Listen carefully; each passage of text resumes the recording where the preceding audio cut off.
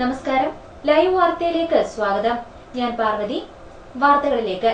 കുളത്തൂപ്പുഴ സാംനഗറിന് സമീപം വനത്തിനുള്ളിൽ യുവതിയുടെ മൃതദേഹം കത്തിക്കരിഞ്ഞ നിലയിൽ കണ്ടെത്തി. കൊലപാതകമെന്ന് സംശയം. സാംനഗർ സ്വദേശിനി ശൈലയാണ് മരിച്ചത്. സാംനഗർ രാജേഷ് ഭവനിൽ 32-കാരിയായ ശൈലയുടെ മൃതശരീരമാണ് വനത്തിനുള്ളിൽ കത്തിക്കരിഞ്ഞ നിലയിൽ കണ്ടെത്തിയത്. ചൊവ്വാഴ്ച രാവിലെ നാട്ടുകാരാണ് വനത്തിൽ മൃതദേഹം ഉപേക്ഷിച്ച നിലയിൽ കണ്ടത്. തുടർന്ന് പോലീസിനെ വിവരമറിയിക്കുകയായിരുന്നു. പോലീസ് നടത്തിയ അന്വേഷണത്തിലാണ് മൃതശരീരം തിരിച്ചറിഞ്ഞത്. എന്നാൽ മൃതദേഹം കണ്ട ഭാഗത്ത് കത്തിയതിന്റെ അടയാളങ്ങളോ സൂചനകളോ ഇല്ല. മറ്റെവിടെയെങ്കിലും വെച്ച് കത്തിച്ചതിനു ശേഷം മൃതദേഹം ഇവിടെ ഉപേക്ഷിച്ചതാകാമെന്നതാണ് പോലീസിന്റെ പ്രാഥമിക നിഗമനം. വിവാഹിതയും 2 കുട്ടികളുടെ മാതാവുമാണ് Shaila. Punalur DYSP N A ബൈജുവിന്റെ നേതൃത്വത്തിൽ പോലീസ് സംഘം സ്ഥലത്തെത്തി തെളിവുകൾ ശേഖരിച്ചു.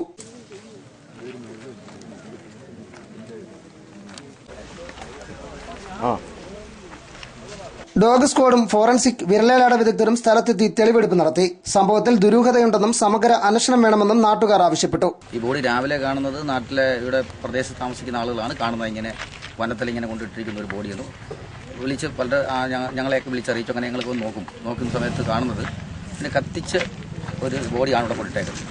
പക്ഷേ പ്രദേശത്ത് ചുറ്റുപാടും എന്നും കത്തിക്കരിഞ്ഞ യാതൊരു ലക്ഷണവും ഇല്ല. അപ്പോൾ ഇത് എവിടെ നിന്നോ ഇതിനെ കൊല ചെയ്യപ്പെട്ട് അതിന് ശേഷം കത്തിച്ചു കൊണ്ടിട്ടതാണെന്നാണ് സംശയം. ഇതിൽ ദുരൂഹതയുണ്ട്. ഇത് സമാനമായ സംഭവങ്ങൾ ഈ അടുത്ത സമയത്തൊന്നും ഇവിടെ ഉണ്ടായിട്ടില്ല. പക്ഷേ തൊട്ടടുത്ത് ഏതാണ്ട് ഒരു 2 വർഷത്തിന് മുമ്പ് ഒരു സ്ത്രീ ഇതുപോലെ കൊണ്ട് വഴിയിൽ തള്ളിയിരുന്ന ഒരു സംഭവം ഉണ്ടായിട്ടുണ്ട്. അപ്പോൾ ഇത് ശക്തമായ അന്വേഷണം ഉണ്ടാവണം. കുളത്തൂപ്പുഴ സി സജാദിന്റെ നേതൃത്വത്തിൽ അന്വേഷണം ആരംഭിച്ചു. News bureau, Kulathupuzha.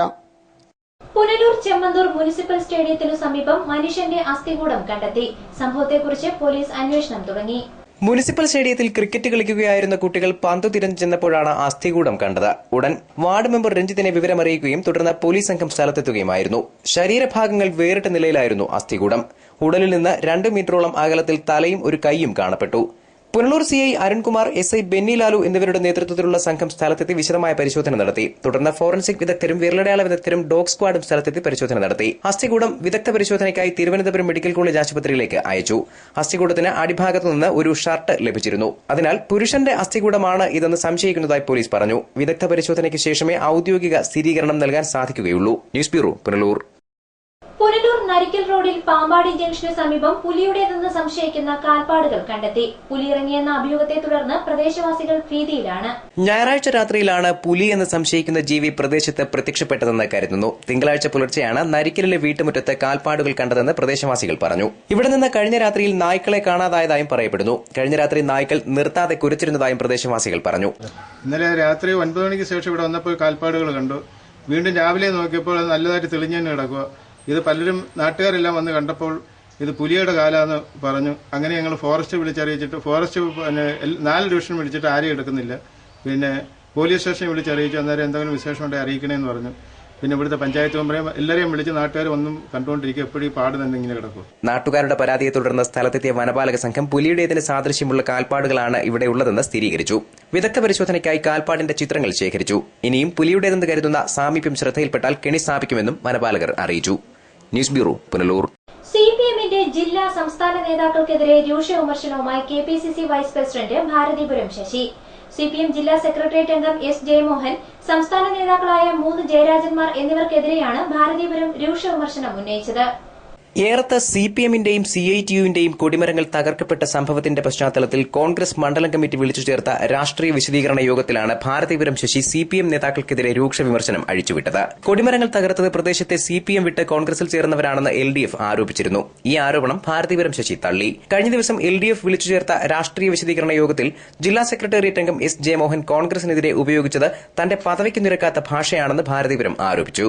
പക്ഷേ സഭ്യതരമായ കാര്യങ്ങൾ ഒരു ആളുകൾ പറയുമ്പോൾ അവരിയ്ക്കുന്ന സ്ഥാനം ഏതാണ് എന്നുള്ളത് ആലോചിക്കണം. ശ്രീ ജയമോഹനോട് ഞാൻ ഉപദേശിച്ചതാണ്. ജില്ലാ പഞ്ചായത്ത് പ്രസിഡന്റ് ആയതിനു ശേഷം ജയമോഹൻ എന്നെ കണ്ട് കാര്യങ്ങൾ പറയാൻ വന്നപ്പോൾ ഞാൻ പറഞ്ഞു, ഇനി വളരെ മാന്യമായിട്ട് വേണം പ്രവർത്തനവും കാര്യങ്ങളും. ഇരിക്കുന്ന കസേരയെ കുറിച്ചൊരു ബോധ്യം വേണം എന്ന് ആ സുഹൃത്തിനോട് പറഞ്ഞു. പക്ഷെ അതിന് വിരുദ്ധമായിട്ടുള്ള പ്രസംഗവും പരിപാടികളുമാണ് ഇന്നലെ ഏറത്ത് നടത്തിയത്. അത് മോശമായിപ്പോയി എന്നാണ് എനിക്ക് പറയാൻ.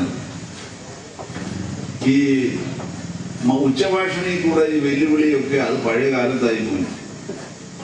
24 മണിക്കൂറിനകം തട്ടിക്കളയും, കൈയെടുക്കും, കാലെടുക്കും. ഇതൊക്കെ ഒരു കാലം ഉണ്ടായിരുന്നു. ഇത് കേട്ട് കൈയടിക്കുകയും ഇത് വിശ്വസിക്കുകയും ചെയ്യുന്ന ആളുകൾ ഒരുപാട് പേരുണ്ടായിരുന്നു. CPM-ന്റെ കൂടപ്പിറപ്പാണ് കൊലപാതക രാഷ്ട്രീയം. കണ്ണൂരിൽ 3 ജയരാജന്മാർ ചേർന്ന് സ്വന്തം ഭരണമുണ്ടാക്കിയിരിക്കുകയാണെന്നും ഭാരതീപുരം ശശി ആരോപിച്ചു. ഈ കണ്ണൂരിൽ മാർക്സിസ്റ്റ് പാർട്ടിയുടെ നേതാക്കൾ എന്ന് പറയുന്നത് 3 ജയരാജന്മാരാണ്. ഒന്ന് ഒരു അടികൊണ്ട ജയരാജൻ, ഒന്ന് തൊണ്ടയിൽ ഉണ്ടയിരിക്കുന്ന ഒരു ജയരാജൻ, വേറെ പട്ടിയുടെ മോന്തയുള്ള ഒരു ജയരാജൻ. ഈ 3 ജയരാജന്മാരാണ്. ഈ ജയരാജന്മാര് കണ്ണൂരിൽ അക്രമം അരങ്ങേറുകയാണ്. അവരൊരു പ്രത്യേക ഭരണ സംവിധാനം, അവിടുത്തെ റവന്യൂ, ഫൈനാൻസ്, ഹെൽത്ത്, ഈ വകുപ്പുകളെല്ലാം ഒരു കേന്ദ്രഭരണ പ്രദേശമായി ജയരാജന്മാര് കൈയാളുകയാണ്. തോയ്തല മോഹനൻ യോഗത്തിൽ അധ്യക്ഷനായി. അഡ്വക്കേറ്റ് അഞ്ചൽ ടി സജീവൻ സ്വാഗതം പറഞ്ഞു. Eroor Subhash, A Zakir Hussain, M Nasar, D Ashokan തുടങ്ങിയവർ സംസാരിച്ചു. News bureau, Anchal. MA അഷ്റഫിനെ കൊലപ്പെടുത്തിയവരെ സംരക്ഷിച്ചവരാണ് CPM നേതാക്കളെന്ന് CPM വിട്ട് കോൺഗ്രസിൽ ചേർന്ന അഡ്വക്കേറ്റ് അഞ്ചൽ ടി സജീവൻ. ഏറത്ത് രാഷ്ട്രീയ വിശദീകരണ യോഗത്തിൽ സംസാരിക്കുകയായിരുന്നു അദ്ദേഹം. MA അഷ്റഫ് കൊല്ലപ്പെട്ടപ്പോൾ പ്രതികൾ ആരൊക്കെയെന്ന് തീരുമാനിച്ചത് CPM ജില്ലാ സെക്രട്ടറി കെ രാജഗോപാലിന്റെ സാന്നിധ്യത്തിൽ ജോർജ് മാത്യു, കൊല്ലായിൽ സുദേവൻ, S ജയമോഹൻ എന്നിവരുടെ നേതൃത്വത്തിലാണ്. വിവിധ ഏരിയ കമ്മിറ്റി അംഗങ്ങളും ഒപ്പമുണ്ടായിരുന്നു.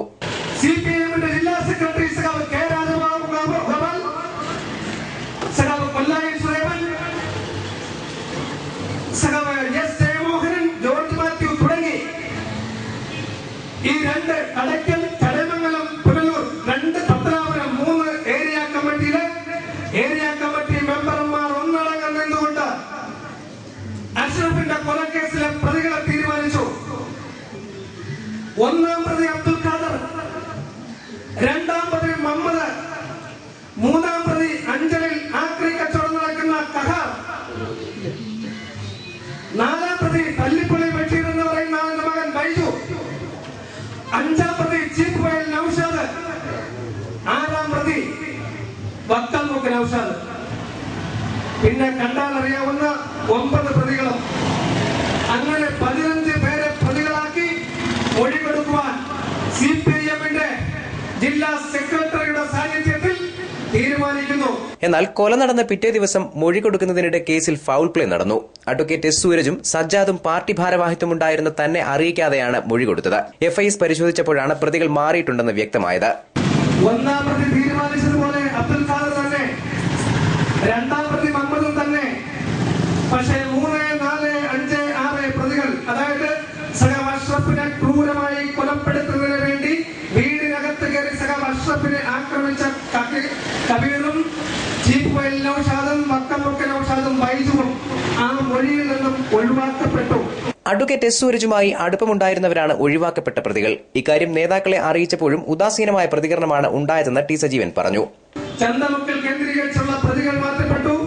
അവർ സൂരജുമായി ഉറ്റബന്ധം പുലർത്തുന്നവരാണ്. അടിയന്തരമായി പാർട്ടി ഇടപെടണം എന്ന് ഞാൻ പാർട്ടി നേതൃത്വത്തോട് അപ്പോൾ ആവശ്യപ്പെട്ടു. ഇതിൽ ഫൗൾ പ്ലേ നടന്നിരിക്കുന്നു. അപ്പൊ സഖാവ് S ജയമോഹനും എന്നോട് പറഞ്ഞത് അത് FIR എടുത്തു.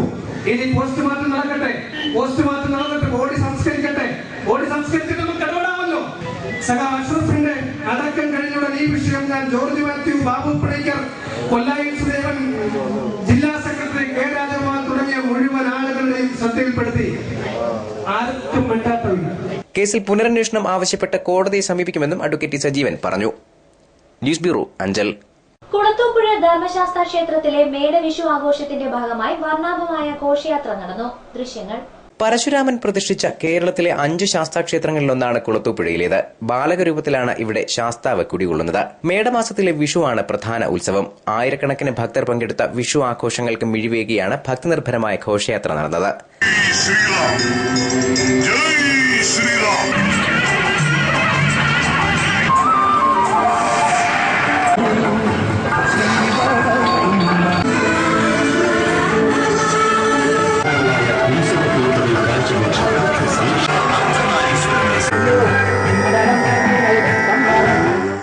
News bureau, Kulathupuzha. All Kerala photographers association Anchal മേഖലാ സമിതിയുടെ നേതൃത്വത്തിൽ തിരിച്ചറിയൽ കാർഡ് വിതരണവും ഡയറക്ടറി പ്രകാശനവും സംഘടിപ്പിച്ചു. ചൊവ്വാഴ്ച രാവിലെ 10 അഞ്ചൽ VVTO ഓഡിറ്റോറിയത്തിൽ നടന്ന ചടങ്ങിൽ ചലച്ചിത്ര സംവിധായകൻ രാജീവ് അഞ്ചൽ തിരിച്ചറിയൽ കാർഡുകളുടെ വിതരണോദ്ഘാടനം നിർവഹിച്ചു. ഈ ക്യാമറ കള്ളം പറയത്തില്ല, ക്യാമറ കള്ളം പറയില്ല. പിന്നെ കള്ളം നമുക്കുണ്ടെങ്കിൽ നമുക്കിപ്പം പുതിയ ടെക്നോളജി ഉപയോഗിച്ച് ഒരു കള്ളത്തരം ഉണ്ടാക്കാം എന്നല്ലാതെ യഥാർത്ഥത്തിൽ ക്യാമറ സത്യത്തിന്റെ പ്രതീകം. ഫോട്ടോഗ്രാഫേഴ്സ് അസോസിയേഷൻ അഞ്ചൽ മേഖലാ സമിതി തയ്യാറാക്കിയ ഡയറക്ടറി AKPA സംസ്ഥാന സെക്രട്ടറി പ്രിമോസ് ബെൻ യേശുദാസ് ചടങ്ങിൽ പ്രകാശനം ചെയ്തു. ജില്ലാ പ്രസിഡന്റ് അനിൽ ലേവൺ പൊതുസമ്മേളനവും ഉദ്ഘാടനം ചെയ്തു. AKPA അഞ്ചൽ മേഖലാ പ്രസിഡന്റ് ആർച്ചൽ സജി ചടങ്ങിൽ അധ്യക്ഷനായിരുന്നു. അഞ്ചൽ മേഖലാ secretary Naseer Ezhamkulam, Moidu Anchal, M Vijayan, C Chandrabose, K Ashokan, T Jaleel, Suresh Suryasree, Rajan Punalur, Jose Kulathupuzha തുടങ്ങിയവർ സംസാരിച്ചു. News bureau, Anchal. സാങ്കേതിക കാരണങ്ങളാൽ കൂടുതൽ വാർത്തകൾ ഉൾപ്പെടുത്താൻ സാധിച്ചിട്ടില്ല. കൂടുതൽ വാർത്തകൾക്കും ദൃശ്യങ്ങൾക്കുമായി ഞങ്ങളുടെ വെബ്സൈറ്റ് www.livevarta.com സന്ദർശിക്കുക. നമസ്കാരം.